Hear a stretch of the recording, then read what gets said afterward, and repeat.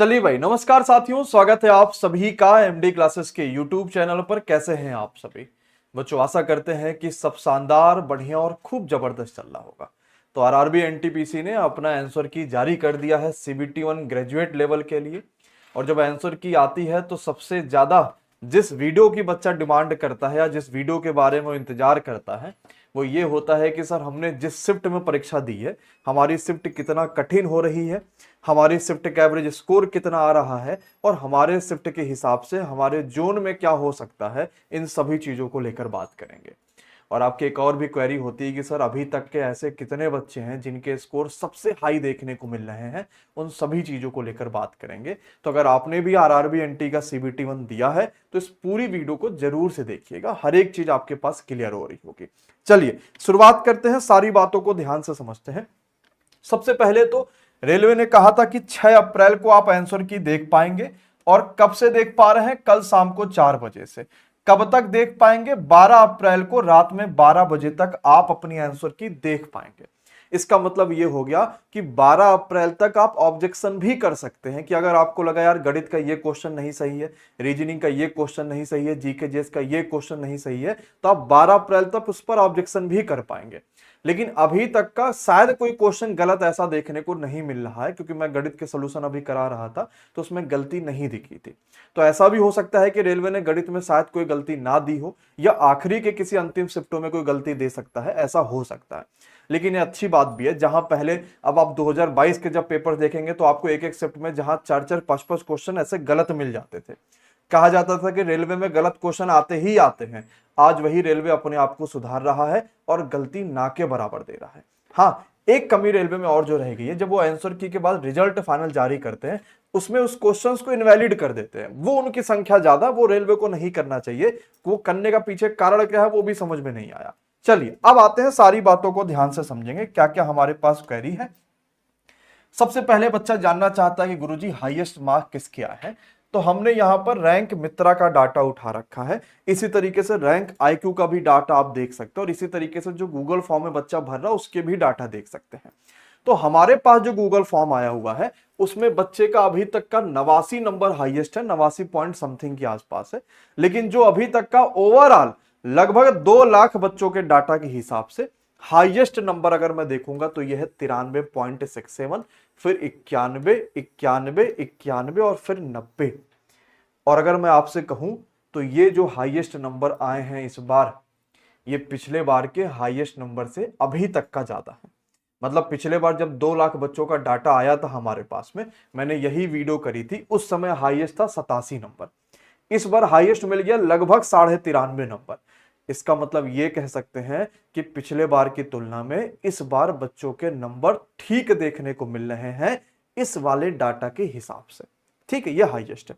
अब आप सब मुझे एक बार जरा कमेंट बॉक्स में बताइए कि आपके नंबर कितने आ रहे हैं। आपने चेक कर लिए होंगे, सही गलत मत बताइए, लेकिन रॉ मार्क्स बता दीजिए कि आपके लगभग कितने नंबर मिल रहे हैं। 70, 75, 72, 80, 95, किसके कितने नंबर आ रहे हैं सभी कमेंट बॉक्स में बताइए। 95 तो अभी संभव नहीं है क्योंकि हाईएस्ट ही इतना देखने को मिल रहा है, लेकिन फिर भी आपके कितने आ रहे हैं बताइए बस ये सभी। चलिए ठीक है, ओवरऑल ठीक मार्क्स सभी के मुझे देखने को मिल रहे हैं, बहुत कम भी है किसी बच्चों को, उनको वहां पर ध्यान रखना होगा।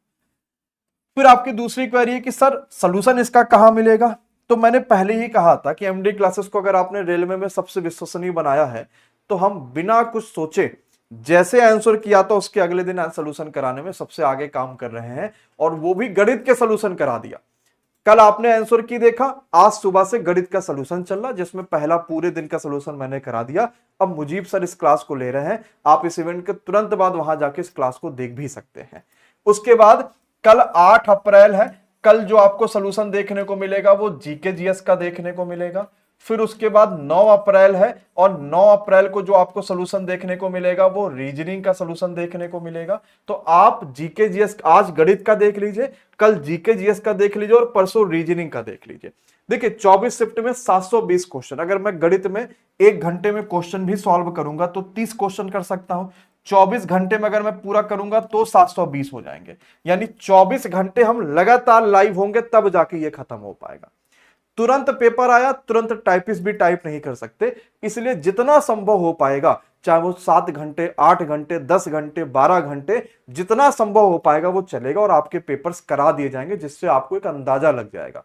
और फिर बाकी जो पेपर्स होंगे वो आपको किसी और दिन प्रैक्टिस सेट में और बाकी दिनों में करा दिए जाएंगे, तो वो भी आपकी समस्या समाप्त हो जाएगी। ठीक है। पीवाईक्यूज की पीडीएफ सर कहां मिलेगी? सारी जो पीडीएफ होती है, आप जब मोबाइल एप्लीकेशन को डाउनलोड करते हैं तो उसमें एक फोल्डर मिलेगा पीवाईक्यूज के नाम पे। जैसे यहां पर देखिए पीवाईक्यूज पड़ा है, हम इसमें सारी पीडीएफ दे देते हैं। आप यहां से कैटेगरी एमडी क्लासेस रख लीजिएगा।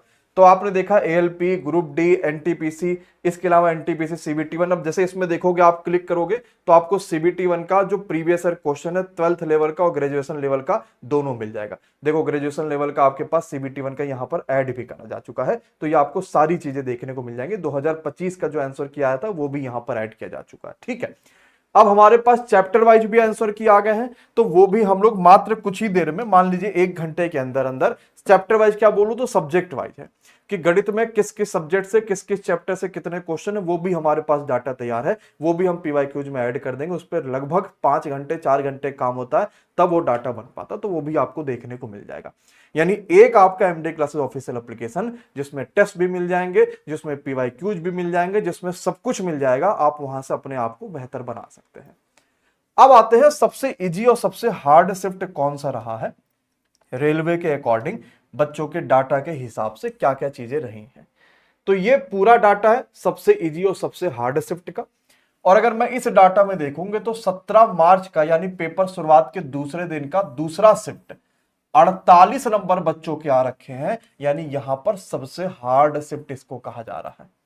उसके बाद 16 मार्च का है दूसरा शिफ्ट, ये भी है। दूसरे शिफ्ट वाले बच्चों के साथ बड़ा जुल्म हुआ भाई। और उसके बाद यहां देखेंगे तो यहां तीसरा और पहला वाला बच्चा है। ठीक है, इनके 51 और 51 है, ये सबसे हार्ड शिफ्ट में कहे जाएंगे। और अगर मैं इजी शिफ्ट में जाऊंगा तो 24 मार्च का पेपर सबको आसान लग रहा है। ये थर्ड शिफ्ट का पेपर है, जहां 60 नंबर, लगभग 59.17 नंबर लगभग बच्चे को स्कोर आया है। आपका कौन सा शिफ्ट था, उसके हिसाब से एवरेज क्या है आप समझ पाए होंगे। अब इस एवरेज से इस बात का अंदाजा लगाया जा सकता है कि देखिए, कभी भी एवरेज पर रिजल्ट नहीं बनता। मैं ये नहीं कह सकता कि 60 नंबर पे रिजल्ट बन जाएगा, कतई नहीं बनेगा। कभी भी 48 पे रिजल्ट नहीं बन सकता, ये बात आपको अच्छे से पता है। रिजल्ट लेने के लिए आपको कम से कम 75 नंबर, 80 नंबर, 82 नंबर, 84 नंबर लाने होंगे। लेकिन भाई उसके 48 नंबर है और ये आया है 60 नंबर पे, इतना गैप मिल गया है 10 से 12 नंबर का। इसका मतलब नॉर्मलाइजेशन पे भी ठीक ठाक काम होगा, इस बात को भी समझिएगा। ये आपके हो गए थे शिफ्ट वाइज, और ये देखिए जोन वाइज है कि आपने जिस जोन से फॉर्म भरा था वहां पर एवरेज स्कोर कितने रहे। और सबसे आप जहां ज्यादा एवरेज स्कोर बच्चों क्या है वो है अजमेर, 58 नंबर। और फिर 55 नंबर, 56 नंबर, 56 कहां के हैं, प्रयागराज के पढ़ने वाले बच्चे हैं, गोरखपुर पढ़ने वाले बच्चे हैं, चंडीगढ़ पढ़ने वाले बच्चे दिखे, भोपाल पढ़ने वाले बच्चे दिख रहे हैं, कोलकाता पढ़ने वाला बच्चा यहां दिखा, सिलीगुड़ी 55 नंबर आपको यहां पर दिखा है।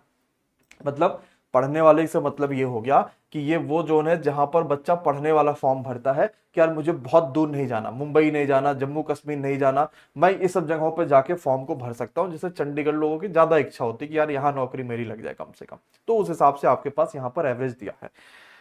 तो सबसे हार्ड शिफ्ट और सबसे इजी शिफ्ट आपको समझ में आ गया कि भाई कौन सा है, आप अपने जोन के हिसाब से देख लिए होंगे। क्या नॉर्मलाइजेशन का असर पड़ेगा? 100% पड़ेगा। क्यों? क्योंकि 24 शिफ्टों में परीक्षा हुई है। अगर कोई 2-4 शिफ्ट भी होती तो शायद नॉर्मलाइजेशन में 1 या 2 नंबर का फर्क पड़ता। अब आप खुद देखो कि नॉर्मलाइजेशन वो बच्चे का जिसका सबसे कठिन आ गया उसकी क्या गलती थी। अगर उसका पेपर इसमें पड़ जाता तो शायद उसके 4-5 नंबर बढ़ जाते। तो लगभग कितने नंबर नॉर्मलाइजेशन के असर पड़ सकते हैं? तो बहुत असर पड़ेगा, तो सिर्फ 5 से 10 नंबर का पड़ेगा, इससे ज्यादा मत सोच लेना। ये मत सोचना कि तुम्हारे कोई आके 20 नंबर बढ़ा देगा और कहेगा भाई साहब आओ सिलेक्शन जल्दी ले लो। तो बहुत असर पड़ेगा, तो इतना ही पड़ेगा। और सीबीटी1 में आपके कितने भी ज्यादा नंबर क्यों ना जाए, इस बार मैंने रिजल्ट भी नहीं दिखाया सीबीटी1 का। पिछले बार हम लोगों ने दिखाया था जहां पर 7000 से ज्यादा, तो सिर्फ हमारे पास गूगल फॉर्म में बच्चे थे जो सीबीटी1 को क्वालिफाई कर रहे थे। फॉर्म तो बच्चा 25,000 28,000 भरता है, लेकिन 7000 से ज्यादा ऐसा बच्चा था जो क्वालिफाई कर रहा था। लेकिन इस बार हम इसलिए नहीं दिखा रहे हैं क्योंकि सीबीटी1 में आप फाइनल सिलेक्शन नहीं ले पाते हैं। ये सिर्फ एक क्राइटेरिया है बच्चों को छांटने का। असली लड़ाई आपकी CBT 2 में होती है। CBT 1 के नंबर सिर्फ क्वालिफाई करने होते, इस नंबर का कोई काम नहीं है। तो जिसके हाईएस्ट नंबर भी है ना, इस बार मैं नहीं दिखा रहा रीजन, क्योंकि मैं नहीं चाहता भाई उस बच्चे का CBT 2 में स्कोर अगर वो कर पा रहा हो तो वो और प्रेशर में आ जाए कि यार मैं स्कोर और अच्छा करना पड़ेगा क्योंकि सर जी ने दिखा दिया तो मुझे अब बढ़िया नंबर लाना पड़ेगा। तो अब आप अपने हिसाब से मेहनत करिए, जब फाइनल रिजल्ट आ जाएगा तो मैं खुद आके दिखा दूंगा भाई साहब देखो इन्होंने MD क्लासेस का ये क्लासेस ली थी, इन्होंने MD क्लासेस से ये तैयारी करी थी, या इनके क्वेश्चन अच्छे पेपर में फंसे हैं। ठीक है, चलिए नाउमेशन का असर पड़ेगा, बिल्कुल पड़ेगा। क्या CBT 2 का बैच आएगा? देखो इस चीज को थोड़ा समझना कि CBT 2 के लिए आपको थ्योरी पढ़ने की आवश्यकता नहीं है। आपने मैथ्स वही पढ़ी है, वही CBT 2 में आनी है। रीजनिंग जो पढ़ी है वही CBT 2 में आनी है। जीके जैस जो पढ़ा है वही CBT 2 में आना है। जीके जैस में एक चीज अपडेट मानना है, खाली करंट अफेयर्स। ये पुराना नहीं पढ़ना क्योंकि बहुत पुराना रेलवे पूछता नहीं है। तो मुझे क्या करना होगा? जब मुझे थ्योरी नहीं पढ़नी तो मुझे सिर्फ प्रैक्टिस करनी होगी। पिछले बार हम लोगों ने पावर पैक बच्चों को एक बैच दिया था, वो बहुत बढ़िया बैच रहा था। और अभी भी बच्चा जब अभी इस बार सिलेक्शन लिया है, CBT 1 क्वालिफाई किया, तो उसके 2 ही मैसेज आ रहे थे कि सर पावर पैक कब तक ला रहे हैं, सर रिजल्ट कब तक आ रहा होगा। तो इस बार भी हम ऐसा कुछ प्लान कर रहे हैं कि पावर बूस्टर या पावर पैक ले आए, इसमें थ्योरी ना पढ़ाएं, लेकिन हर चैप्टर के जितने इंपॉर्टेंट क्वेश्चन हो सकते होंगे, जो रेलवे ने 2024 में अच्छे क्वेश्चन पूछे, रेलवे ने 2025 में अच्छे क्वेश्चन पूछे, प्लस NTPC CBT 2 का पूरा पेपर सॉल्व अच्छे से, ये सब कुछ आपको उस बैच में करा दे और 1.5-2 महीने आपको इतनी रगड़ के प्रैक्टिस करा दे कि मजा आ जाए। तो अगर आप चाहते होंगे तो इस वीडियो के नीचे कमेंट कर दीजिएगा, तो मैं पावर बूस्टर जैसे इस बैच का प्लान कर लूंगा और टेस्ट सीरीज भी फिर आपको मैं उसी में दे दूंगा। ठीक है, अगली बात जो सबसे महत्वपूर्ण है, सर कट ऑफ की वीडियो कब तक देखने को मिलेगी? देखिए रैंक मित्रा और रैंक IQ तक के जो भी डाटा होते हैं वो काफी ऑथेंटिक होते हैं और वहां के डाटा से सही जानकारी मिल जाता है। लेकिन वही है ना कि जब तक अपने पास बच्चा मैसेज नहीं डालता और अपने पास जब तक ये कंफर्म नहीं हो पाता कि यार गणित में कितने बच्चों के फुल नंबर आ गए, रीजनिंग में कितने बच्चों के फुल नंबर आ गए, जीके जिसमें कितने बच्चों के फुल नंबर आ गए, तब तक पूरा सब कुछ बहुत अच्छे तरीके से एनालिसिस कर पाना अपने आप में मुश्किल हो पाता है। तो हमने आपको गूगल फॉर्म का लिंक कमेंट बॉक्स में पिन कर दिया है, इसको आप फिल कर दीजिएगा। अगर गूगल फॉर्म का डाटा मेरे पास 25,000 बच्चों से ज्यादा का डाटा आ जाता है तो मैं जल्द ही अगले 1-2 दिनों के अंदर आपके सामने कट ऑफ की वीडियो लेकर आ जाऊंगा कि लगभग इतने नंबर आ रहे हैं तो CBT 2 की तैयारी शुरुआत कर लीजिए।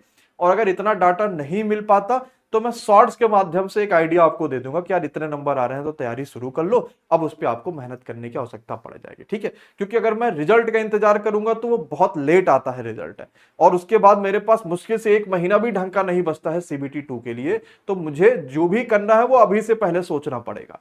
अगर प्रिपरेशन करनी है CBT 2 के लिए तो अभी से सोचना पड़ेगा, नहीं करनी है वो भी अभी से सोचना पड़ेगा, सब कुछ इसी समय करना पड़ेगा। ठीक है बच्चों, तो अब आपके कितने मार्क्स रहे बाकी सभी चीजें आप कमेंट बॉक्स में बताएंगे ही, कुछ और चीजें रह गई होंगी तो वो भी आप कमेंट बॉक्स में जरूर बताइएगा। धन्यवाद बच्चों, शुक्रिया, thank you so much to all of you. Sir मेहनत तो करनी पड़ेगी, 10-12 घंटे तो निकालना ही पड़ेगा सर, कंपटीशन बहुत हाई है सर। आप स्टार्ट करना चाहें तो पहले किसी भी इंस्टीट्यूट से, किसी भी टीचर से आप फाउंडेशन का कोर्स ले सकते हैं 0 to हाई लेवल। मैं तो यही कहना चाहता हूँ नए बच्चों को एक बार पूरा कोर्स अच्छे से करें, चाहे आज शुरू करें या कल शुरू करें, मॉक देना जरूरी है। मैं अभी बच्चों को ये सजेशन दूंगी कि मल्टीपल टाइम रिवीजन होना चाहिए। एक डिसीजन लो, एक कोचिंग लो, कोई भी लो, एक टीचर चुनो, अपना बेस्ट है मतलब उसको ही देखो आप। एक सिलेक्टेड बच्चे का कहना है कि सबसे पहले पूरा सिलेबस सही से पढ़ना है। जब रेलवे लगातार भर्तियां निकाल रहा है तो फिर हम क्यों ना कुछ ऐसी मेहनत करें कि निकलने वाली लगभग हर एक भर्ती में मेरा नाम उस सिलेक्शन लिस्ट में दिखे। और बच्चों आपके इसी सपने को पूरा करने के लिए MD क्लासेस पहली बार रेलवे 2026 की सभी भर्तियों के लिए एक ऐसा मिशन लेकर आ रहा है जो आपको बनाएगा कामयाब। और यह सिर्फ एक फाउंडेशन नहीं है, उससे कहीं ज्यादा बेहतर और कहीं ज्यादा शानदार है। तो फिर क्यों ना इस मिशन से जुड़ा जाए। 9 अप्रैल को दोपहर 3 बजे MD क्लासेस के YouTube चैनल पर और 2026 में अपने सपने को पूरा